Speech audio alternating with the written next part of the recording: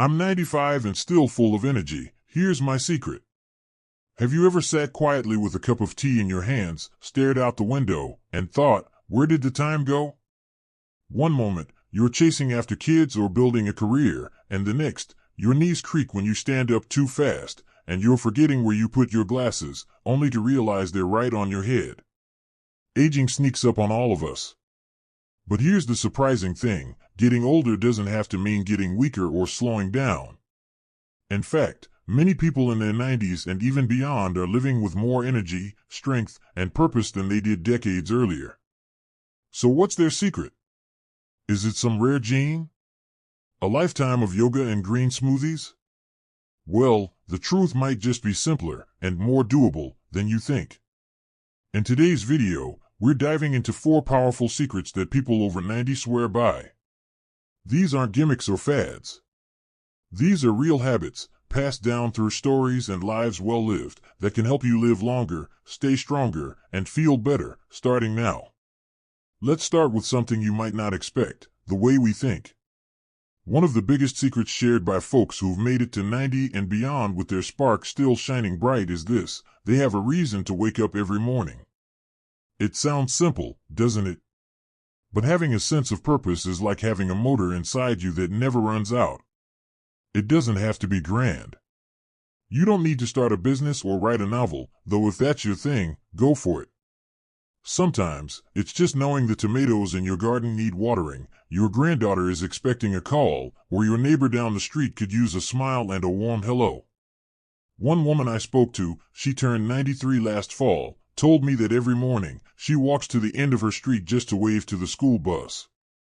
"Those kids expect me," she said, smiling. "If I'm not there, they wonder if I'm okay. I can't let them down." That tiny act gives her day structure, meaning, and even a little cardio. Not bad, right? Researchers have found that people with a strong sense of purpose actually live longer and experience fewer health problems. It's not magic, it's motivation. Purpose gives you momentum. So ask yourself, what gets you out of bed in the morning? And if the answer isn't clear yet, that's okay.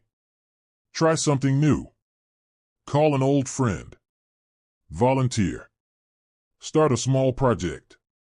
You never know what might spark that fire again. Now, while purpose keeps your spirit strong, the next secret keeps your body going. And no, it's not about lifting weights or running marathons. It's about staying gently active every single day in ways that bring you joy. People who live well into their 90s aren't necessarily doing intense workouts or tracking every calorie. But you know what they are doing? They're moving. Often. And in ways that feel natural and enjoyable. It might be gardening, walking to the market, stretching while listening to music, or even dancing while cooking breakfast. There's a 96-year-old man in Okinawa, one of the world's longest living communities, who still climbs ladders to pick fruit from his trees. Not because he has to, but because he loves it. He once said, "If I stop climbing, I'll stop living." Movement doesn't have to hurt. It doesn't have to be structured. It just has to happen. One of the most important things to remember is this: motion is lotion. It keeps your joints, muscles, and even your mind working the way they're meant to. So, if it's been a while since you moved much, don't worry. Start small. A slow walk around the block. Gentle stretches in the morning. Even lifting soup cans while watching TV. The trick is consistency, not intensity. Your body wants to move, it just needs a little invitation. Now, if you're thinking, "I've already got a few aches and pains that don't make movement so easy," you're not alone. That's where the third secret comes in, and it's one that gets overlooked far too often. It has nothing to do with medicine and everything to do with the people you surround yourself with. Staying socially connected might be one of the most powerful things you can do for your health. Yes, even more powerful than green vegetables. People in their 90s who remain active and full of life tend to have one thing in common: they still feel connected to others. Not just through big family gatherings, but also in the small, everyday interactions: a chat with a neighbor, a phone call with an old friend, even just sharing a laugh with someone at the grocery store. Loneliness is something we don't talk about enough, especially as we get older. But it has a real impact on your health, on your heart, your immune system, even your memory. On the other hand, connection boosts all of those things. It makes life richer, lighter, and worth sticking around for. One gentleman I met, who's a sharp and cheerful 91, spends every Sunday morning at the local diner with his buddies. We mostly just talk nonsense, he says, but we've done it every week for years. That booth is sacred. And you can see it in his eyes, those mornings keep him going. So, don't wait for someone to reach out. Send that message. Knock on that door. Join that book club. It's never too late to make new friends or reconnect with old ones. Sometimes, just knowing someone is looking forward to seeing you can be enough to brighten your whole week. And with that, we're just beginning to scratch the surface of what it takes to not just live long, but live well. There's still more to explore, more stories to share, and more secrets to uncover. But for now, just take a breath. Think about what lights you up inside. Think about how you can move your body with kindness. And most importantly, think about who you can smile at today. Because when you put all those things together, purpose, gentle movement, and connection, you're already on the path that so many vibrant 90-year-olds have walked before you. You know, the more I speak with people in their 90s who are still sharp, funny, and full of life, the more I realize there's a quiet strength they carry. It's not just in their bodies or their routines, it's in their mindset. And that brings us to the next secret they swear by, one that might surprise you. They've mastered the art of letting go. Letting go of what, you might ask? Of grudges. Of regrets. Of trying to control everything. You see, one thing long livers have in common is this uncanny ability to keep things light. Not because life was always easy for them, it almost never is, but because they learned not to carry the weight of things they couldn't change. I once met a woman named Ruth. She was 94 and still baked pies every Sunday. She told me, I stopped worrying about things that happened 30 years ago. Why waste today being mad about yesterday? It's such a simple truth, but how many of us are still holding on to old hurts or replaying things we wish we'd done differently? When you let those things go, even just a little, you create more room inside yourself. More room for laughter. For calm. For the little joys that make life worth living. That doesn't mean pretending things didn't hurt. It means choosing not to let them define you. And if you're wondering how to do that, maybe start with this: forgive someone. Not for them, for you. Or write down something you've been holding on to, and then rip it up. Say out loud, I'm done carrying this. Because when you do that, your heart gets a little lighter, and your days get a whole lot easier. Now, while letting go gives you emotional freedom, the fourth secret is about something that might seem even more basic, but it's truly one of the cornerstones of long, healthy living. It's this: they pay attention to what they put into their bodies, but not in the way you might think. People over 90 who are still thriving didn't spend their lives obsessing over calories or chasing every new diet trend. What they did do was eat with intention. They listened to their bodies. They ate slowly. And they almost always ate fresh, simple foods. You'll notice something interesting if you look at the diets of folks in places known for longevity, like the people of Sardinia, Italy, or the elders in Okinawa, Japan. Their meals aren't complicated. A little fish, some beans, vegetables from the garden, olive oil, maybe a glass of red wine with friends. Nothing extreme. Just nourishing, real food, enjoyed in good company. That's the key. It's not just what they eat, it's how they eat. Meals aren't rushed. They're shared. They're savored.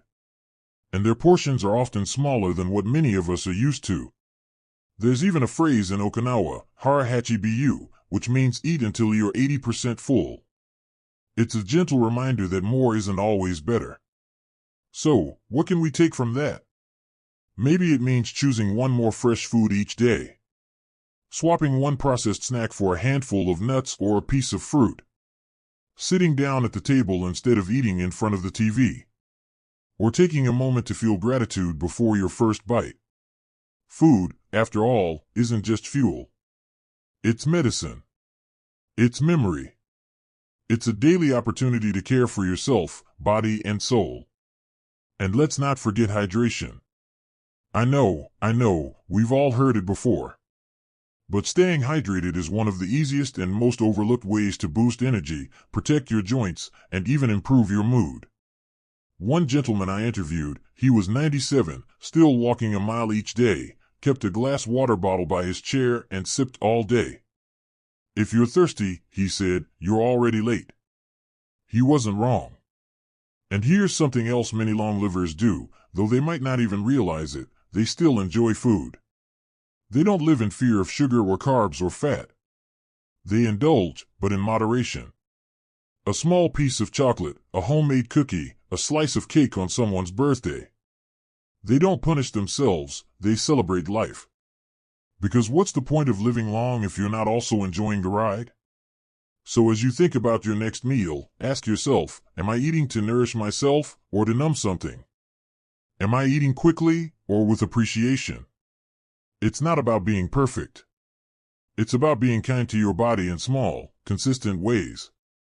That's what adds up.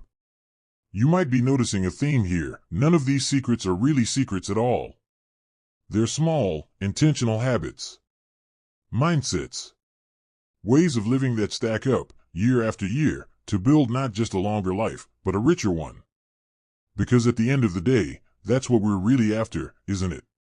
Not just more years, but more life in our years. And if there's anything I hope you take from this conversation, it's that it's never too late to start. Whether you're 60, 70, 80, or even 90 yourself, it's never too late to begin living with more purpose, more movement, more peace, and more care. Your future self, the one sitting on the porch at 95, smiling at the birds, full of stories and strength, will thank you. You know, there's something deeply comforting about realizing that living well into your 90s doesn't require superhuman effort. It's about building a rhythm, a way of being, that honors both your body and your spirit. And now that we've touched on the mindset, the movement, the connections, and the way we eat, there's one more thread that weaves all of this together. A quiet but powerful practice that nearly every vibrant elder I've met shares in common. They take time to rest, really rest, not just sleep. Now, this might sound too simple to be a secret. But in a world that praises busyness and speed, the art of slowing down has become a lost skill. Yet people who live the longest and the strongest understand something many of us forget: rest is not a luxury. It's a necessity. Not just the kind of rest you get when you crawl into bed at night. I'm talking about the deep, nourishing kind of rest that comes from giving yourself permission to pause. To breathe. To sit in the sunshine without feeling guilty. To do nothing for a moment, and let that moment be enough. There's an old farmer I used to visit with, up in the hills of Vermont. He's 92 now, still tending a small patch of land. I once asked him what he does when he gets tired. He looked at me like I just asked how to use a doorknob. I sit, he said. Sometimes I look at the trees. Sometimes I listen to the birds. When I feel ready, I get back to it. That's the wisdom right there. He doesn't push through the fatigue or reach for another cup of coffee. He listens. And because he listens, he lasts. You see, when we rest, truly rest, we're not being lazy. We're repairing. Our hearts get a break. Our minds reset. Even our muscles recover better. And when we rest with intention, not just zoning out in front of a screen, but really giving ourselves space, something shifts. We start to notice the little things again, the breeze on our face, the warmth of a cup of tea, the comfort of just being. This kind of rest can look different for everyone. For some, it's a quiet walk in nature. For others, it's a nap in the afternoon sun. It might be prayer, or meditation, or sitting with a journal. Whatever helps you come back to yourself, that's your rest. And you deserve it. The oldest among us aren't the ones who pushed themselves the hardest, they're the ones who knew when to pause. They allowed their lives to have both movement and stillness. Like the ocean. Always in motion, yes, but always coming back to shore. And you know what? That kind of rhythm, purpose, movement, connection, nourishment, and rest, it's not just good for longevity. It's good for joy. Because really, isn't that what we're all after? Not just living a long life, but one filled with laughter, meaning, peace, and moments that make us close our eyes and smile. There's a man in his 90s who still plays the harmonica every night before bed. Not because he's trying to keep his lungs strong, though that's a nice side effect, but because it makes him feel alive. He says, "When I stop playing, I'll know it's time to go." And for now, the music plays on. These people don't live long despite their age. They live long because of how they live. They've built habits that nurture them from the inside out. They've let go of what no longer serves them. They've leaned into what brings them peace. And most importantly, they've kept going. And so can you. Maybe today you wake up and decide to water your plants before breakfast, not because you have to, but because you get to. Maybe you reach out to someone you haven't talked to in a while, or you take a few extra minutes to chew your lunch slowly. Maybe you put your feet up and watch the clouds drift by, without checking your phone, without feeling like you should be doing something. These small moments, they add up. They build resilience. They build happiness. They build life. And if you've ever felt like it's too late to change, or too hard to start, I want you to hear this: it is never too late. Your body is always listening. Your spirit is always willing. Every breath you take is a chance to begin again. So, whether you're 60 or 90 or somewhere in between, remember, you are not a number. You are a soul, a story, a force of nature. And your best years? They might just be ahead of you. If this message touched something in you today, if it reminded you of someone you love, or even reminded you of yourself, I hope you'll leave a comment below and share your story. Tell us what keeps you going. What lights you up? What you've learned in your own journey. And if you found this helpful, don't forget to hit that like button and subscribe to the channel. We're building a community here, a place where age is celebrated, not feared. A place where every wrinkle tells a story and every day is a gift. So here's to you, right now, just as you are. And here's to living your best life at any age. You're not done yet. Not even close.